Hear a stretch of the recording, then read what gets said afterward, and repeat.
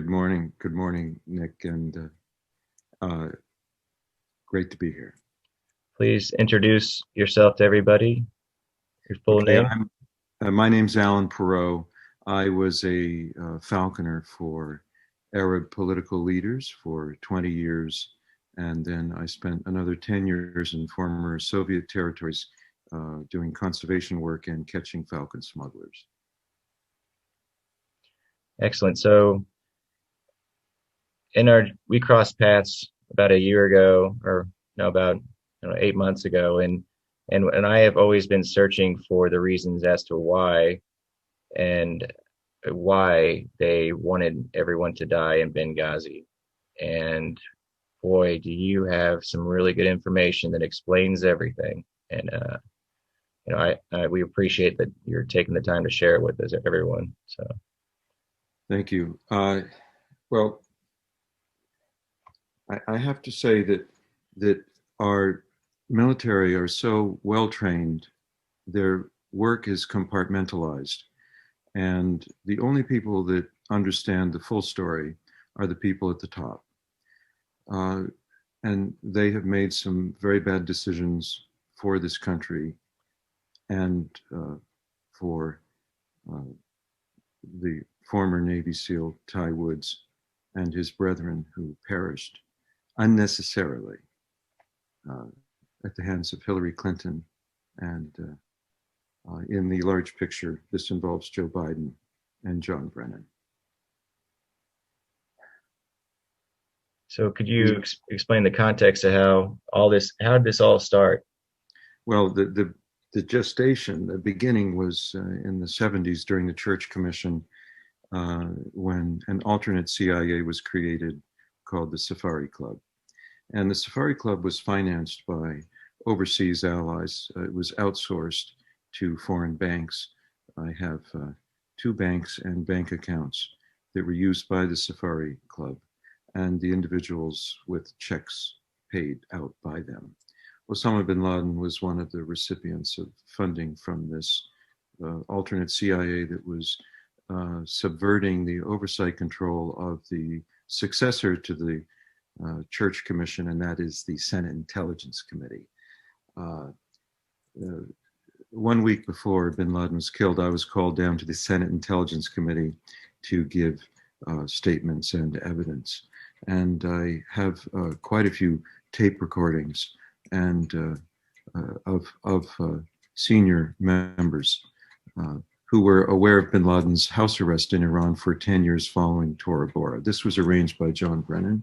This is why Gary Bernson was not allowed to kill Osama bin Laden in Tora Bora when he was only a few hundred yards away, because the plans had been made and set in stone by John Brennan to extradite bin Laden from Tora Bora to Iran, where he remained under house arrest for 10 years with more than 100 Al-Qaeda leaders and their families.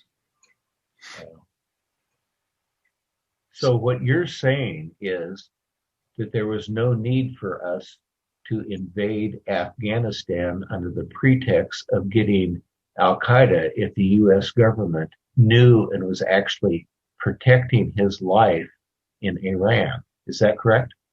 Well, I have to say it was rogue elements of the U.S. government controlled by John Brennan, Richard Clarke,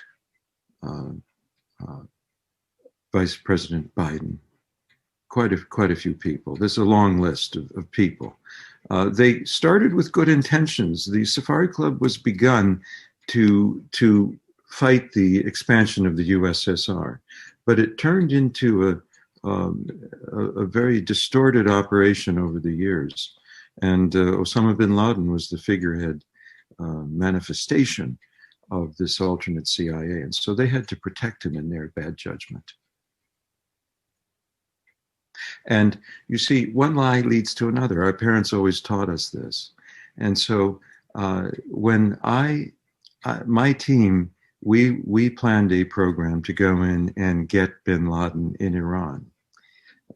we were going to catch him when he was falconry hunting, because I spent 20 years living with Arab political leaders, training their falcons and going out in these camps, hunting with them. And then I noticed there were terrorists coming into these camps, and the Royal Falconry camps are Al-Qaeda's boardroom. This is where these bad guys come. There are no passport or border controls. And so we were going to go in and get bin Laden, but unfortunately, within minutes of ascending to the office of the CIA director, Leon Panetta's first act in office was to cancel the Rigor program, RIGOR, a covert CIA program to catch and kill Osama bin Laden in Iran. This was 6 months after Barack Obama was sworn in as president, and Leon Panetta threw a tantrum and canceled Rigor.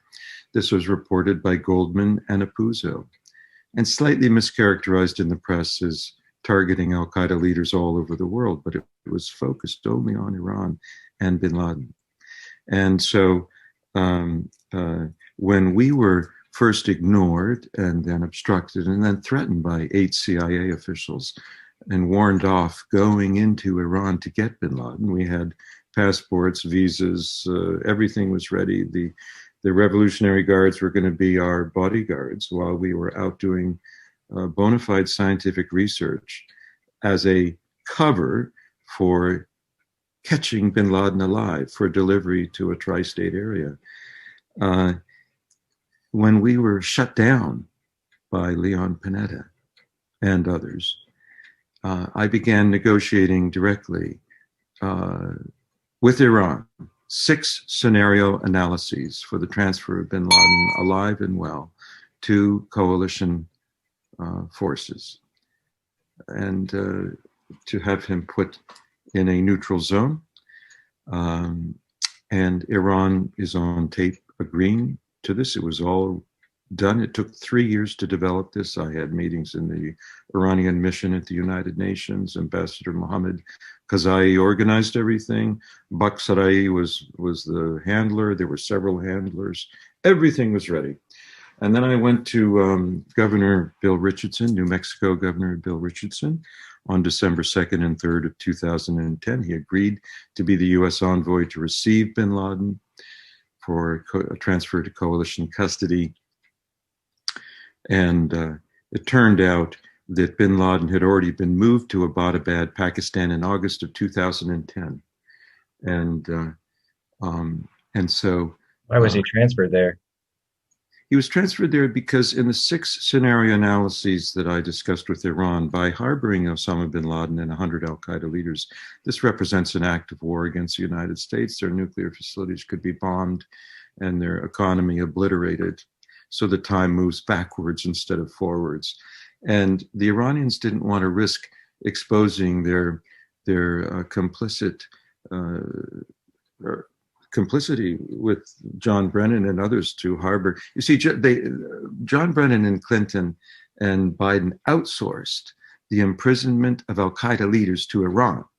We think of outsourcing as being a commercial activity. They outsourced our military responsibilities to an untrustworthy adversary, Iran. And they did that to save Iran from retaliation for harboring terrorists.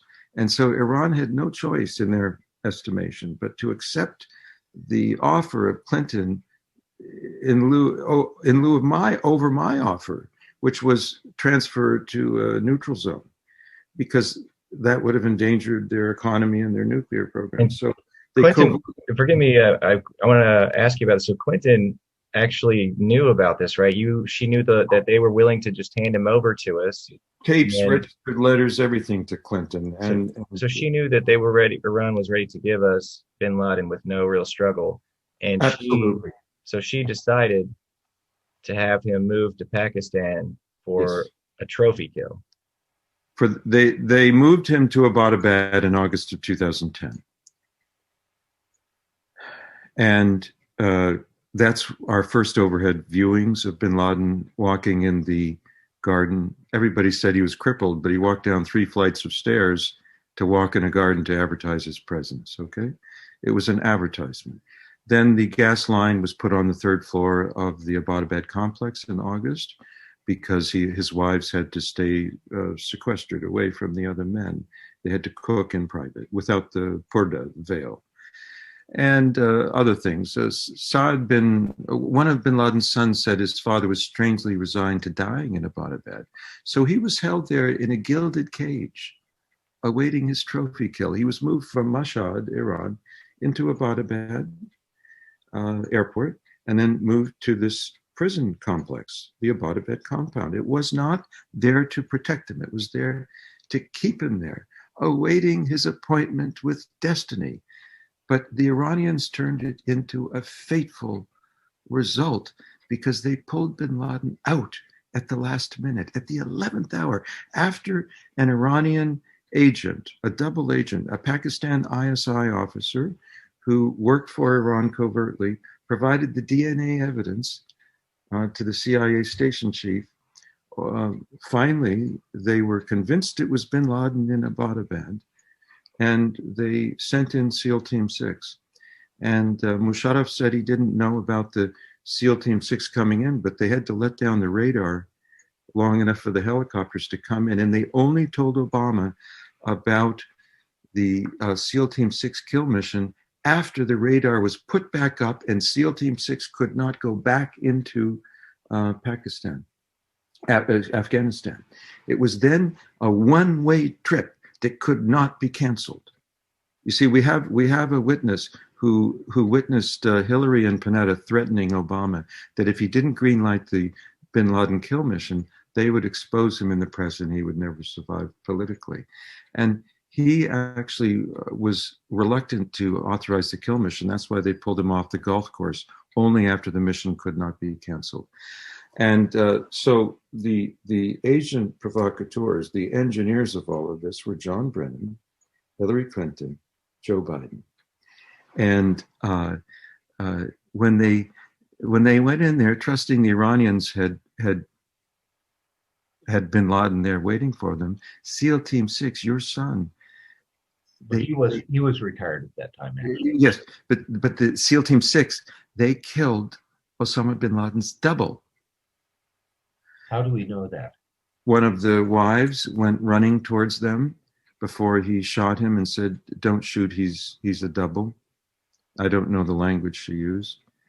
And then if you read Cy Hirsch's book, he explains that they threw the body parts over the Hindu Kush mountains. They didn't even save them like they saved the sons of Saddam Hussein in a refrigerated tent, well preserved and with makeup, just to prove that the wicked witch was dead. They saved the sons of Saddam Hussein, but they did not save the corpse of Osama bin Laden because it was his double, and it could not handle the scrutiny of DNA testing on the ship.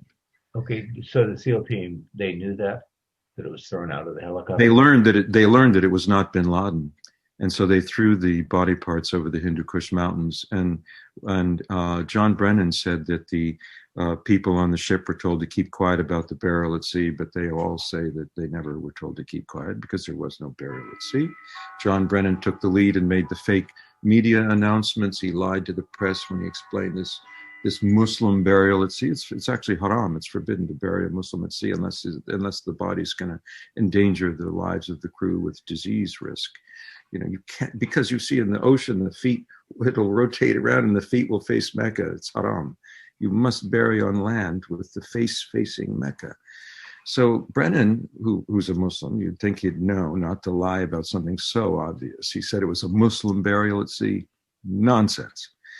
And so this big lie that you see, Biden, Hillary, and Clinton worked this agreement with Iran. They trusted Iran to move bin Laden to Pakistan. He did. He was there. But then they trusted Iran to keep him there. They moved him out back to Iran. And then the communication from Iran to Obama was, hey, we got your neck in a noose. Give us all this money, $152 billion, $2 billion on airplane pallet was paid out for the secrets I wish to reveal now and to the president under the terms of misprision and treason. That is to say, this is a secret. These are secrets worth $152 billion paid by President Obama. And Vice President Biden paid with the blood of SEAL Team 6 when he had them killed. So it's blackmail and extortion then. Blackmail and extortion. Now, Iran commandeered. You have the documents to prove Yes. this. Yes. Now, Iran. Yes, sir. well, I was going to ask you, if you have those documents, are you willing to personally deliver those to President Trump if he were to provide the transportation and the guarantee of safety for you to do that? Well, I'm not concerned about safety. There's always an invisible hand that protects us, and we're on the winning team. America's on the winning team. Not one sparrow falls to the ground outside of God's will. Yes. It would be my pleasure and my honor to bring this material to President Trump. There's a massive amount, terabytes, documents, video, audio. It needs to go to the president. I will do everything that I can to get this video in his hands. It's my only wish. Alan, I've got a question for you. So that means that SEAL Team 6 was shot down on purpose after the trophy kill to ensure that no dead man can tell no tales. You were correct. So that President Obama paid bribery of $152 million. Vice President Biden paid with the blood of SEAL Team 6. He spent their blood like currency. Well, I've got to share something with you. Actually, Charles does. Charles, tell him about the Army Ranger that you talked to that was in the city where they were shot down. Okay. We lived in Hawaii, and for about a month afterwards, I was in shock. And my wife and I, we went walking on the beach. And in the back of my vehicle, I have a bumper sticker about Ty. And this gentleman came up to me, and he was an Army Ranger that had been injured, and he was recuperating in Hawaii. And he said, "How do you know Chief Petty Officer Woods?" And I says, "Well, I'm his dad." And he says, "Well, I worked with your son." And we became very close. It was part of my healing process, actually, getting to know him. He started coming to our church. His girlfriend started surfing with my daughters, and they ended up getting married. And one of the things that he told me, he says, "I was on the Ranger team that was in that village where SEAL Team 6 was killed." The story was by the Biden-Obama administration that there was this team that was under attack in this village.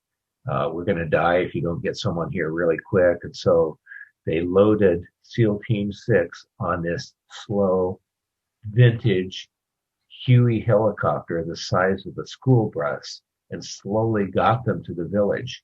Now, they did not request help. They'd been in that village numerous times before. In fact, if someone came, it would actually endanger them. The story was not true. And then usually when a helicopter comes in, it goes zoom right down to the ground, opens up, all the troops go out in seconds, and then boom, the helicopter goes straight up. Well, this was a sitting target, okay, the size of a school bus. It hovered in the air over that village, just waiting to be shot down. And the people hot roped. I'd never heard the word hot rope before. That means they each individually lowers down while it was a sitting target. And then apparently it was shot down by one of those weapons that Hillary Clinton illegally sent to Benghazi to give to a terrorist organization the U.S. government used to get rid of our ally who was fighting terrorism. That's Gaddafi. One of the and then that weapon ended up over in Afghanistan. They were Stinger missiles. Thousands upon thousands of them went missing. And Mark Turry was told that he had a small arms covert weapons program going. So that way none of that was ever given to someone, because they could shoot down jetliners just flying by if they wanted to. A child could do it, and a 12-year-old could do it. So these Stinger missiles went through Benghazi and then were given to the people who shot down SEAL Team 6. That was a setup. They were covering their tracks there. And then when they found the serial number on one of the missiles, it is traced back to the CIA from Qatar, from that weapons cache there of Stinger missiles. That's why they had to then cover their tracks after people found out that the missiles were from Qatar, and then they could trace back where they came from Hillary through Benghazi. That's why Stevens was back there, to recover those missiles and cover up the evidence. Well, that's at least what he was told. I assume that part of the plan for her was to eliminate everyone there at the Benghazi compound as well. It's just so wicked. It's hard. It's just so unimaginably evil what these people do. Dead men don't talk.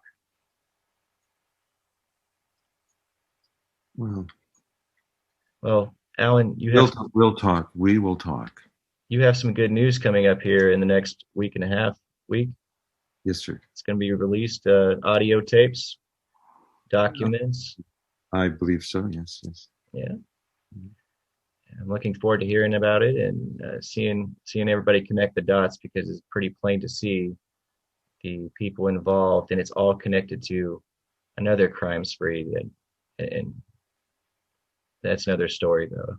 Well, let's just remember that heavy price has been paid for the secrets we are uncovering. And there are millions of people who want to see the truth. And we're going to deliver. Well, America is a democracy, and for a democracy to work, the people that vote need to know what the truth is. And that is why we have 3 weeks for the people of the United States to get to know the truth. I hope that the media covers this, including the fake media, because the truth has to come out for our democracy to work properly, so people can vote intelligently. Totally agree. I agree. All right, Alan, we appreciate your time today. I'm sure this is just the beginning, and we look forward to hearing and seeing what you're going to show to everyone in the future. It's the beginning, but it's also the beginning of the end for the bad guys. Woohoo! Anyway, it comes out. Speak to you soon. Yes, sir. Have a good day, Alan. Pleasure to meet you. Yes. Lord bless. Bye-bye.